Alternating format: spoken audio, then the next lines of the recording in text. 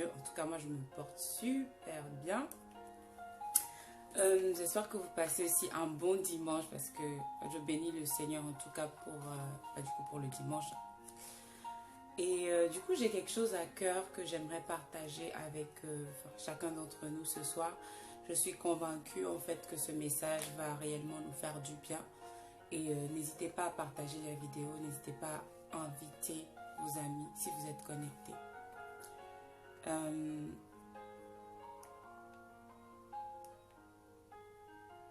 Donc du coup, le thème du message que nous allons partager ce soir, c'est réajuste ta manière de penser. Réajuste ta manière de penser. Nous tous, nous avons une manière de penser, nous avons une manière de voir les choses. Souvent, cette manière de penser-là va être le fruit de notre éducation ou bien ça va être le fruit en tout cas, la plupart du temps, c'est plus de notre éducation, de notre culture. En tout cas, selon la manière dont nous avons été éduqués, nous allons penser d'une manière ou d'une autre. Selon peut-être le parcours que nous avons suivi ou selon les expériences que nous avons pu vivre, nous allons penser d'une certaine manière ou d'une autre. C'est pour ça, souvent, on identifie certaines nationalités avec un type de manière de penser. Pourquoi? Parce que venant d'un même milieu, ces personnes-là seront poussées à penser d'une manière ou d'une autre, tout simplement parce que ces personnes-là ont eu en commun peut-être des circonstances, peut-être une histoire, peut-être une culture.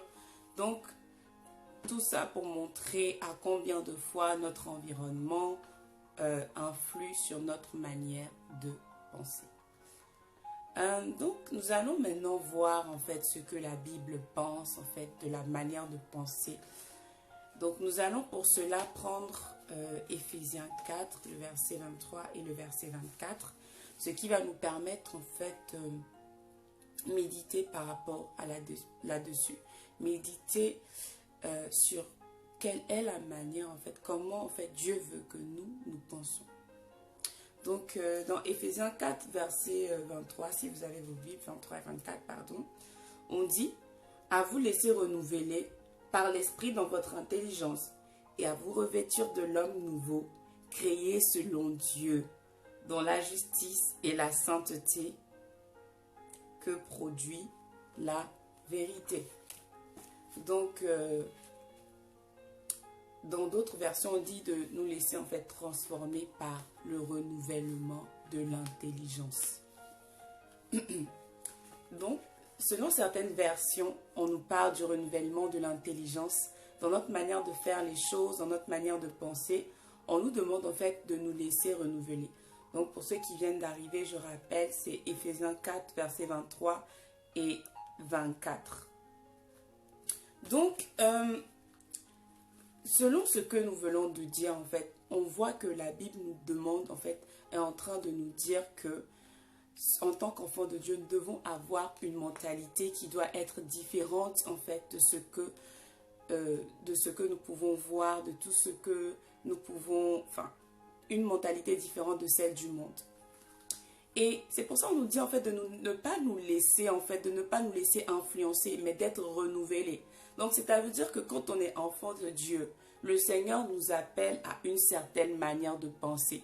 Et cette manière de penser-là, ce n'est pas n'importe quelle manière de penser, c'est une manière de penser qui vient de sa parole. C'est-à-dire, c'est une manière de penser qui va découler, en fait, de ce qu'il a dit dans sa parole. Je vais prendre un simple exemple. Par exemple, on va dire, oui, quand tu es dans cette situation, quand tu as cette maladie-là, ça veut dire certainement que tu vas mourir juste après. Et quelque part, dans la Bible, on te dit que Jésus est mort pour tes maladies. Donc, ce qui veut dire que quelle que soit la maladie que tu as, même si c'est une maladie qui est censée être incurable, lui, il a le pouvoir de te guérir de cette maladie-là. Mais quelqu'un qui n'a pas ce verset-là, quelqu'un qui n'est pas enfant de Dieu, cette personne va dire, oui, on a dit que c'est incurable, donc ça veut dire que je suis censé mourir de cette maladie. Ça, c'était pour illustrer un peu ce que nous étions en train de dire. Donc, en gros, en tant qu'enfant de Dieu, tu ne peux pas en fait continuer par penser de la manière dont tout le monde pense. En tant qu'enfant de Dieu, tu dois réajuster ta manière de penser. Pourquoi réajuster? Parce que nous tous, personne ne naît chrétien. Donc, quand tu nais, tu vas avoir ton éducation, tu vas avoir ta culture, tu vas avoir les événements, comme je disais tout de suite, les événements par lesquels tu es passé qui vont forger ta mentalité. Ça ne veut pas forcément dire que cette mentalité-là est fausse ou que cette mentalité-là est mauvaise, mais ça veut tout simplement dire que cette mentalité n'est pas forcément de Dieu. Donc, tu vas être appelé à renouveler ton système de pensée, à renouveler ta manière de voir les choses selon la parole de Dieu. Pourquoi? Parce que tant que nous ne pensons pas comme Dieu, en fait, nous ne pouvons pas garder les choses que Dieu nous donne. Et c'est quelque chose, lorsque vous lisez la parole de Dieu, vous allez voir cela. Nous allons prendre un exemple tout simple. C'était l'exemple de l'histoire des enfants d'Israël dans le désert, en Égypte, pardon. Voilà, selon l'histoire, il y a eu une époque où les Israélites étaient des esclaves en Égypte et ils ont crié à Dieu, Dieu les a délivrés pour les amener maintenant pour les faire sortir de cet esclavage-là. Donc il a suscité Moïse et par la suite, ils ont pu sortir après plusieurs tribulations et bref, ils sont allés dans le désert. Et ils étaient destinés à rentrer à Canaan, une terre qui leur avait été promise. Mais vous allez voir que dans le désert, en fait, il va se passer un bon nombre d'événements dus à la mentalité des enfants d'Israël qui va faire que beaucoup d'entre eux, en fait, ne vont pas voir la terre promise. Pourquoi? Parce qu'ils avaient gardé la manière de penser d'Égypte. C'est-à-dire qu'ils étaient esclaves. Donc, quand tu es esclave, tu n'as pas la manière de penser d'un homme libre. Donc pour toi, en gros, c'est comment tu vas vivre, comment tu vas faire pour que ta famille puisse... Tu penses vraiment au minimum. Parce que déjà, quand tu es esclave, tu ne t'appartiens pas. Tu vis pour ton maître. Tout ce que tu fais, en fait, appartient à ton maître. Donc, ils avaient gardé cette mentalité. Et ce qui a fait qu'à un moment donné, Dieu a dit, ok, vous, cette génération-là, vous n'allez pas voir la terre promise. Et la génération qui avait cette mentalité-là est morte. Et c'est la génération suivante. Donc, ils ont erré 40 ans pendant le désert. Et après, c'est la génération suivante, en fait, qui a pu maintenant entrer dans la terre promise.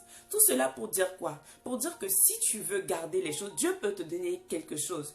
Dieu leur avait donné la délivrance.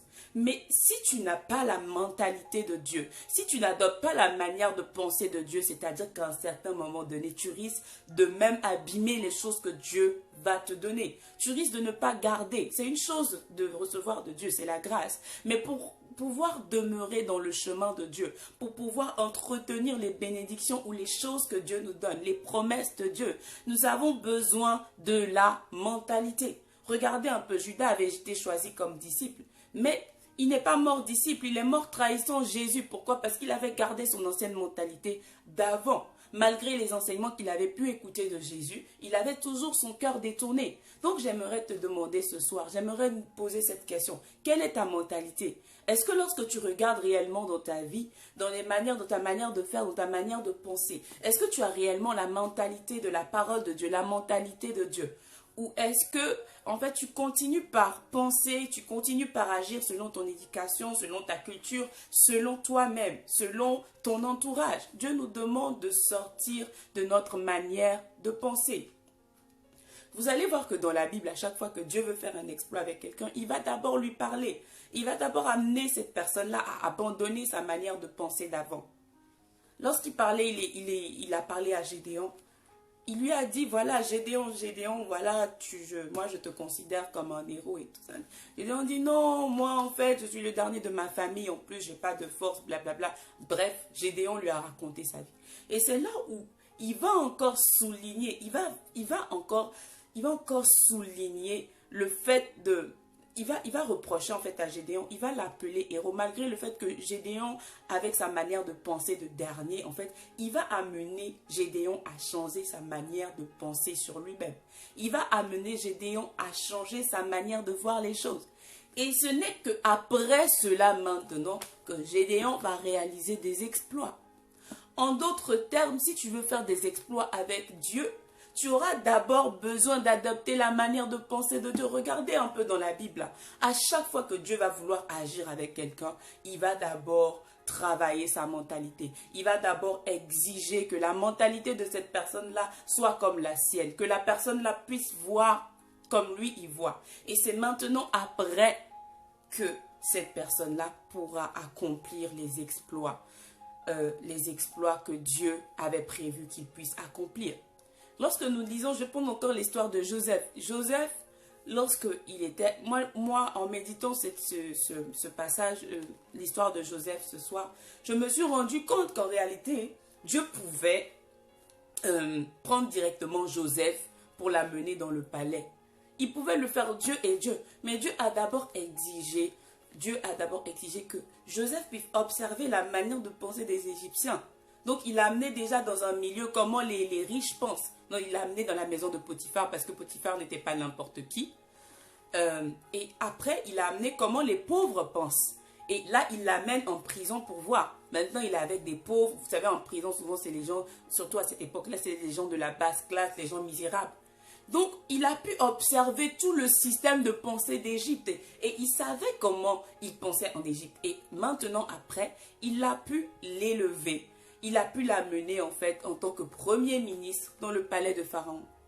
Et lorsque nous analysons tout cela, ce n'est pas pour rien. Parce que, certainement, si Joseph, même avec sa connaissance de Dieu, était allé dans le palais, il aurait certainement eu des difficultés. Parce que lorsque tu arrives dans un pays où tu ne sais comment rien ne fonctionne, tu risques vraiment de te planter parce qu'à un certain moment, en fait, chaque pays, chaque nation, chaque système, en fait, ils ont une manière de fonctionner.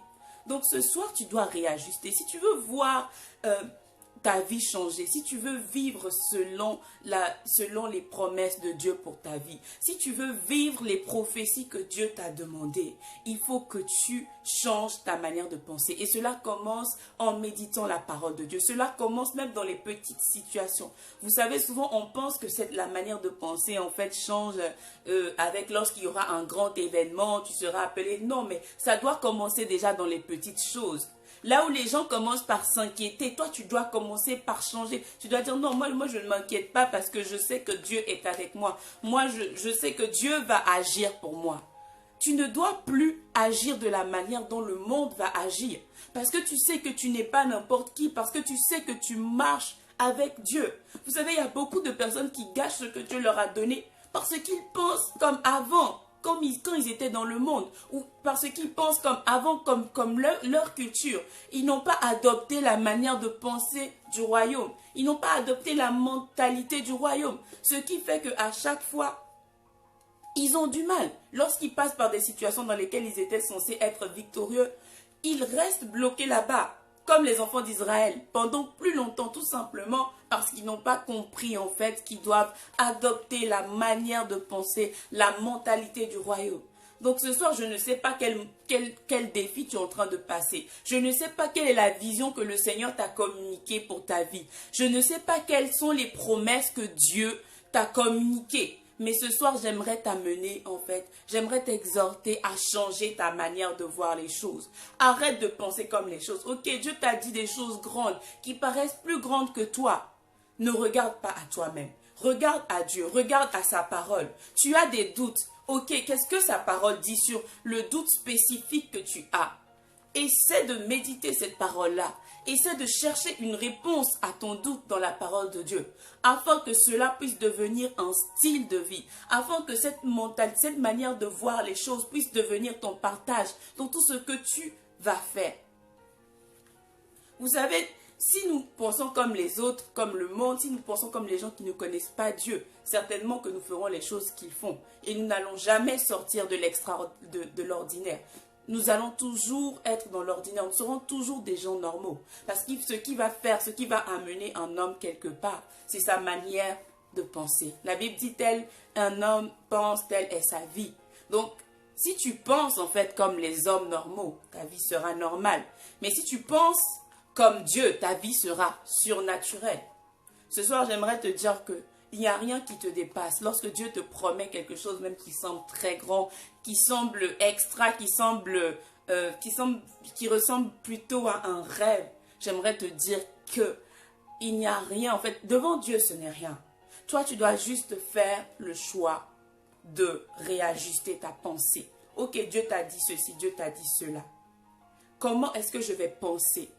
Comment est-ce que je vais penser pour pouvoir atteindre ce que Dieu m'a dit de faire, ce que Dieu m'a demandé de faire? Et tu vas voir que lorsque tu vas commencer par adopter la parole de Dieu, les idées, les solutions vont commencer par venir tout seul. Pourquoi?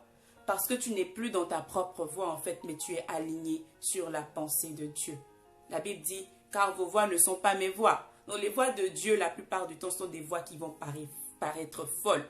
Est-ce que vous pouvez un peu imaginer Joseph, un esclave, qui devient roi?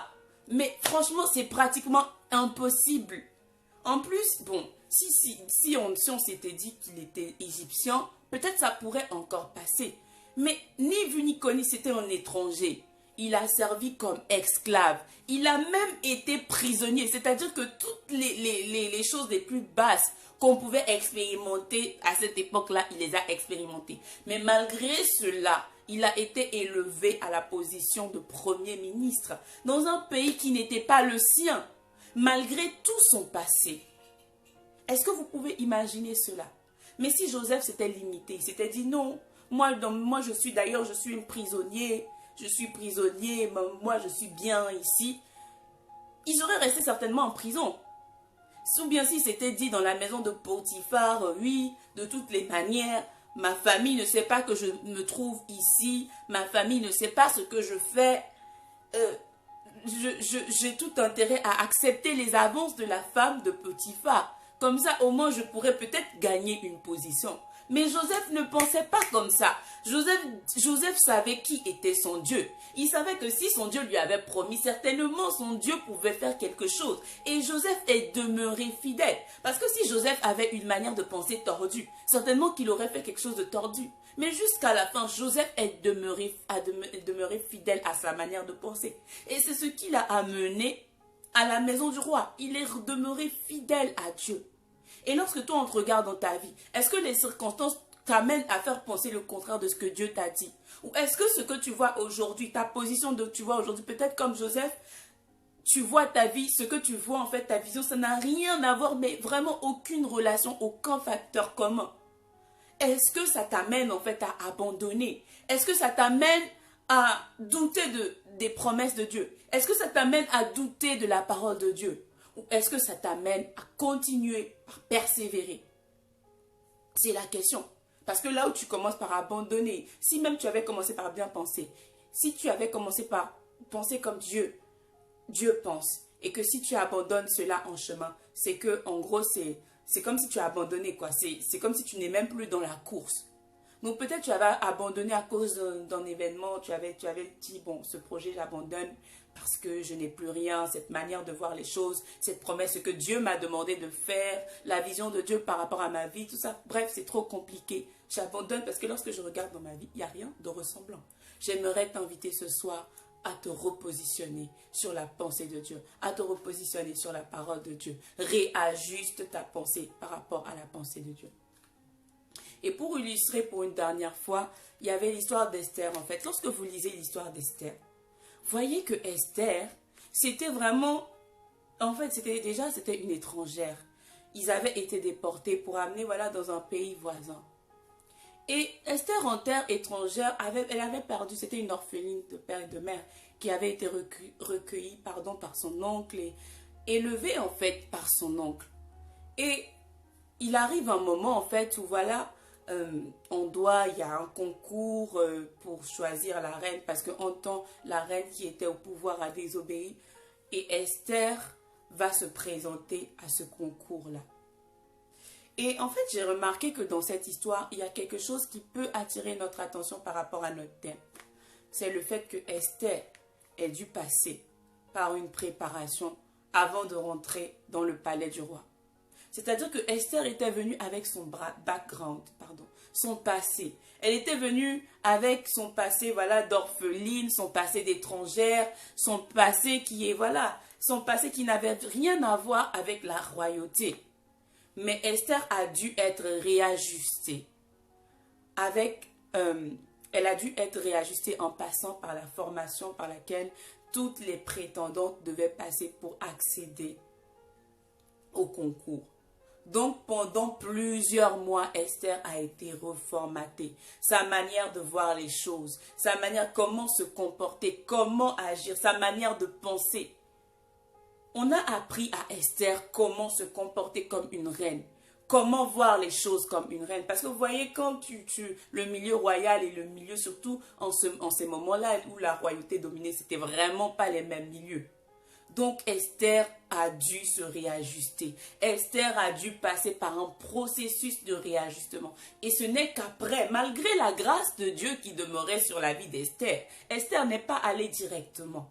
Et c'est ce qui a amené Esther en fait à être choisie. C'est ce qui a amené Esther en fait à demeurer dans sa position de reine. C'est ce qui a amené Esther en fait à pouvoir accomplir les exploits en fait pour lesquels elle était née. Donc si tu ne réajustes pas ta manière de penser, si tu ne t'ajustes pas, si tu ne te prépares pas selon la parole de Dieu, si tu ne laisses pas tes pensées être renouvelées en laissant ton passé derrière, en laissant tes échecs derrière, en laissant ton background, en laissant ton éducation, en laissant ta culture, en laissant tout ce qui peut t'arrêter, je te promets que tu risques d'être arrêté sur le chemin de ta destinée. Même si Dieu t'ouvrait les portes à un moment donné, tu risques de ne plus être aligné. Parce qu'il y aura ta manière, ta nouvelle vie. Il y aura le changement, ta situation, ta nouvelle situation et ton ancienne mentalité. Et les deux ne peuvent pas, ne peuvent pas subsister ensemble. C'est pour ça que Jésus a dit, on ne met pas du vieux vin dans de nouvelles outres. Non, on ne le fait pas en fait. Parce qu'à un moment donné, ça risque d'exploser. Ça risque d'exploser. C'est une raison pour laquelle, si tu veux demeurer, vous savez, c'est facile. C'est la grâce de Dieu qui ouvre les portes. C'est facile de rentrer. Mais pour demeurer, ce qui va t'amener à demeurer, c'est ta mentalité. Si tu n'as pas appris, si tu n'as pas laissé le Seigneur transformer ta manière de penser, le jour où Dieu t'élève, tu ne vas pas durer. Tu ne vas pas du tout durer. Pourquoi? Parce que tu vas continuer par te comporter dans une nouvelle situation avec une ancienne manière de penser. Et c'est ce qui tue beaucoup de chrétiens. Il y a certaines personnes, Dieu les élève, ils ne durent pas dans l'élévation. Pourquoi? Parce que leur mentalité n'a pas été travaillée. C'est pour ça, je nous exhorte à rechercher Dieu. Pendant que le Seigneur est encore en train, tu n'es pas encore arrivé au sommet, le Seigneur est en train de marcher avec toi petit à petit. Recherche Dieu. Laisse-toi transformer. Cherche constamment à renouveler ta mentalité. J'ai remarqué que rien n'est dit dans la Bible juste pour orner. Tout ce qui est dit dans la parole de Dieu, ce sont des choses très importantes. Donc si le Seigneur nous demande de nous laisser renouveler, ça veut dire que c'est quelque chose de très important. Là où Dieu t'amène, tu as besoin en fait d'être changé dans ta manière de penser. Lorsque tu vas rentrer dans ce milieu-là, lorsque tu vas accéder à cette position-là, tu auras besoin de cette manière de penser. Tu auras besoin de cette manière de voir les choses. Et c'est ce qui va te garder dans l'élévation. Parce que la manière de penser va déterminer ton caractère. Ton caractère, en fait, sera ce qui va te préserver ou ne pas te préserver là où Dieu va t'amener. Et vous voyez que Joseph, parce qu'il a eu cette mentalité, il savait comment les Égyptiens pensent, il a pu demeurer en fait à sa position. Joseph on n'a pas entendu de scandale sur Joseph. On n'a pas entendu de scandale, c'est parce qu'il a été travaillé, sa manière de penser et tout. Il a vu comment les Égyptiens pensaient. Il a vu la royauté, puisque au début, il était avec Potiphar qui travaillait qui était un noble. Il a vu aussi les pauvres. Donc, il savait, il avait la juste balance. Et vous n'allez pas avoir de scandale dans la vie de Joseph. Parce que Joseph s'était habitué. Joseph avait réajusté. Je suis en train peut-être de demander, Seigneur, je veux plus, Seigneur, je veux plus, Seigneur, je veux plus. Mais la réalité, est-ce que ta mentalité correspond à plus? Si Dieu t'amène là où tu es en train de lui demander de t'amener aujourd'hui, est-ce que tu as la capacité de rester là-bas par ta mentalité? Ou est-ce qu'à un moment donné, tu vas te détourner? Donc, je t'invite ce soir à réellement rechercher, à t'aligner selon la pensée de Dieu. Et ce n'est pas quelque chose qui est acquis. C'est que chaque jour que tu auras le souffle de vie, tu auras besoin d'aller dans la présence de Dieu, afin que Dieu change ta mentalité, change ta manière de penser, même dans notre vie de tous les jours. Lorsque tu ne réajustes pas ta mentalité quant à la parole de Dieu, tu vas voir que tu vas louper plein d'opportunités, plein de choses. Toi, tu as dit, bon, moi je veux aller peut-être, disons, dans quel pays, disons, moi je veux aller en Espagne, voilà. Et bon, Pour aller en Espagne, il faut prendre l'avion. Et dans ta tête, c'est l'avion, c'est l'avion, c'est l'avion, c'est l'avion. Alors qu'entre-temps, Dieu avait prévu que tu puisses prendre le bateau, parce que lorsque tu vas prendre le bateau, tu vas rencontrer des personnes, et lorsque tu vas rencontrer des personnes, ces personnes-là, ça sera pour toi un avantage, parce que ces personnes-là vont t'ouvrir des portes. Mais toi, dans ta tête, avion, avion, avion, avion, avion, avion. Et si tu ne prends pas garde, si tu n'arrives pas à prendre cet avion, tu risques de rester là. Tu vas dire, non, mais après, oui, et tout, j'ai pas pu. Non. Alors qu'en réalité, Dieu n'était pas limité à l'avion. Il y avait le bateau aussi qui était à côté. Tu pouvais prendre le bateau pour y aller. Mais parce que dans ta mentalité, c'était ça, ça, ça. Et que tu n'es pas sensible à l'Esprit de Dieu. Ta visitation est passée devant toi, en fait. Tu as vu le bateau, tu as dit, ah non, mais moi, c'est l'avion. Si c'est pas l'avion, c'est la fin du monde.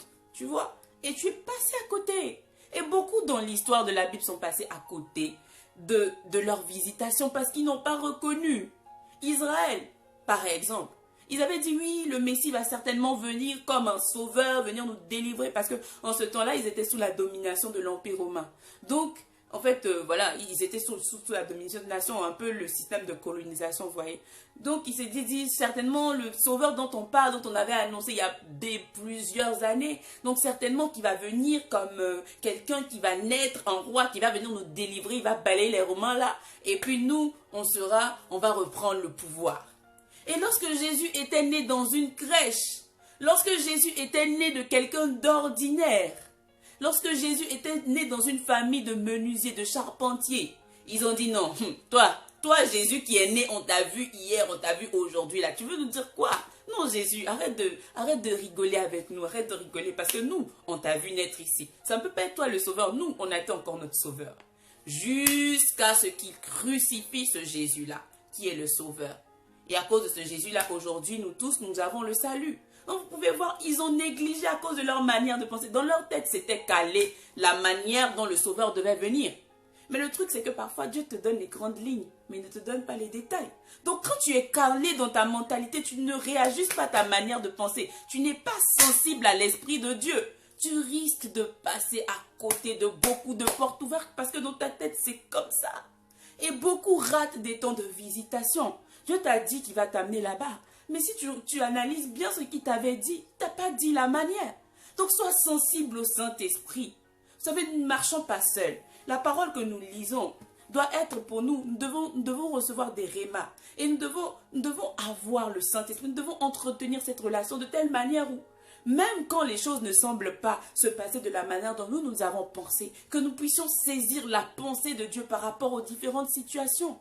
Dieu est tellement plus grand que nous que c'est impossible en fait d'improviser tout ce que Dieu peut nous donner comme voix. Mais ce soir, est-ce que tu es calé dans ta manière de voir les choses, dans ta manière de penser? Ou est-ce que tu es sensible à l'Esprit de Dieu?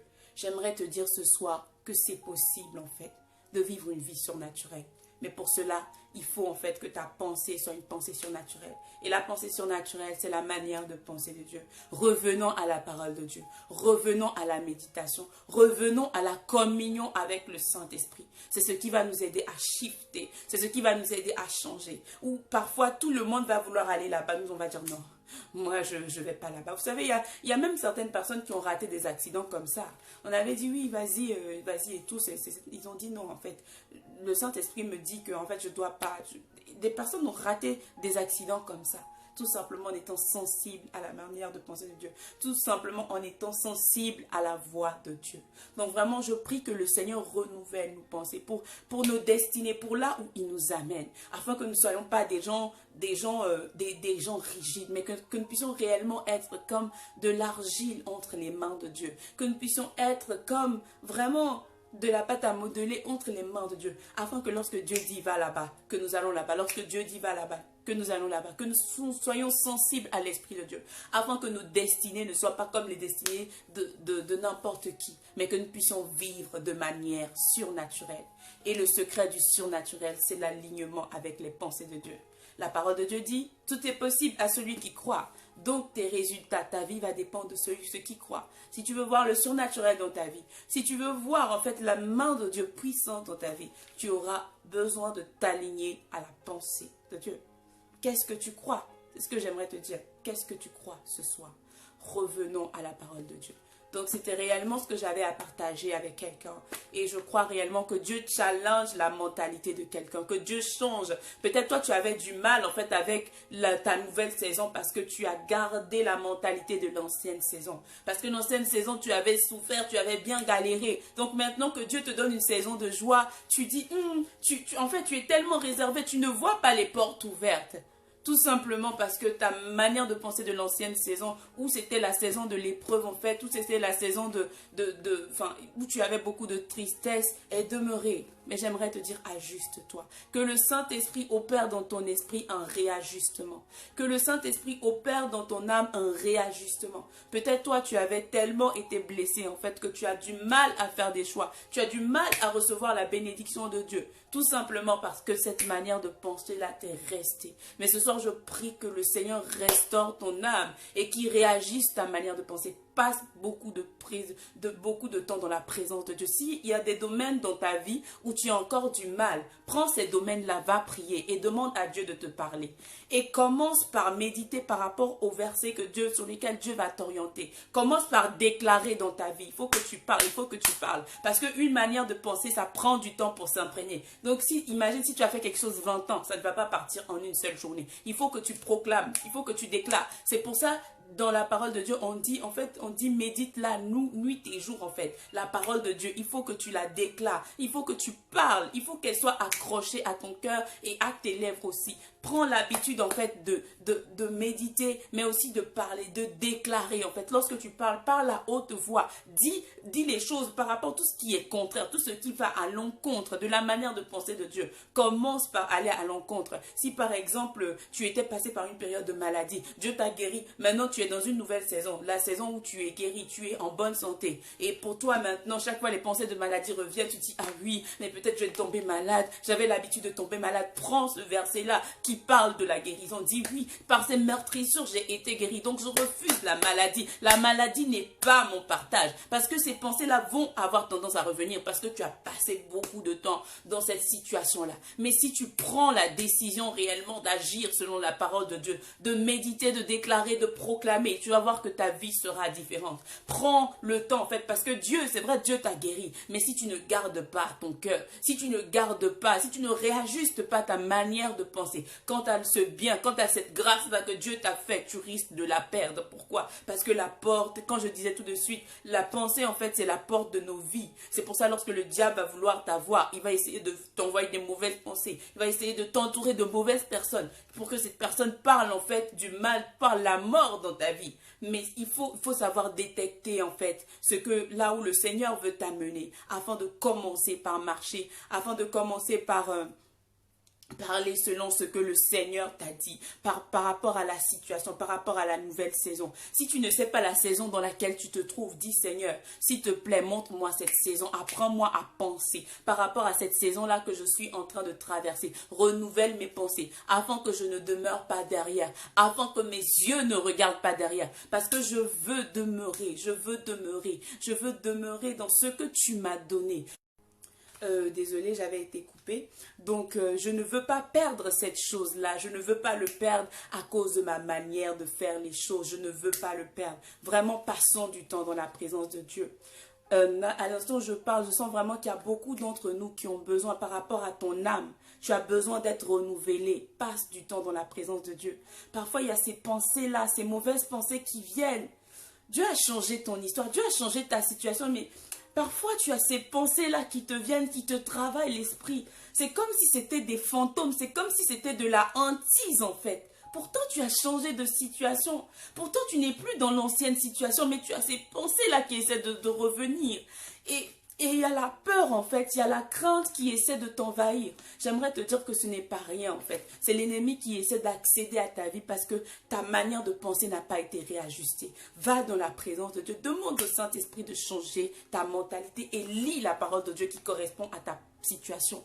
Proclame la parole de Dieu. Proclame et déclare par rapport à ce que Dieu dit sur ta vie. Par rapport à cette parole-là qui ne dira jamais du mal sur ta vie.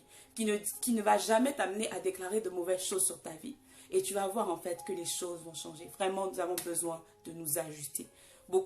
Certains d'entre nous, certains d'entre nous, c'est parce que Dieu veut nous amener à une nouvelle dimension, mais lorsqu'ils voient en fait notre manière de penser, il est freiné. Parce qu'il sait que s'il t'amène là-bas, tu ne vas pas durer. Donc prie, dis Seigneur, Seigneur, je sais que tu veux m'amener dans une nouvelle saison. Demande à Dieu de réajuster ta pensée par rapport à là où il est en train de t'amener. Par rapport à la saison où il a prévu de t'amener. Et continue par cultiver, cherche-le dans la parole de Dieu, dans sa présence. Et tu vas voir qu'il y a beaucoup de choses qui seront mises en place. D'ici peu de temps, tu vas voir que si réellement tu t'accroches à cette relation-là, si tu t'accroches à ce réajustement, en fait, il y a des choses en fait qui vont changer toutes seules. Tel est un homme, telle est ses pensées. Donc je vous remercie d'avoir suivi ce live, que le Seigneur vous bénisse. Et je scelle ces paroles par le sang de Jésus. Je déclare que chacun d'entre nous qui avons suivi ce live, le Seigneur nous accorde de nous ajuster avec sa manière de voir les choses, avec sa manière de penser. Pour les personnes qui avaient connu en fait des brisements à l'intérieur d'elles, je déclare la restauration, je déclare la paix pour les personnes qui connaissent le trouble, je déclare la guérison pour les personnes qui ont été blessées, pour les personnes qui ont été malades, et je déclare que le Seigneur scelle cela par notre manière de penser, qui nous accorde en fait de demeurer, de garder cela par sa parole et par sa manière de penser. Donc je vous souhaite une bonne soirée ou peut-être une bonne journée si chez vous il faut jour, que le Seigneur vous bénisse. Donc n'hésitez pas de partager la vidéo, d'inviter vos amis à la regarder après en replay, parce que je suis convaincue qu'elle fera du bien à un grand nombre de personnes. Donc je vous souhaite une bonne soirée.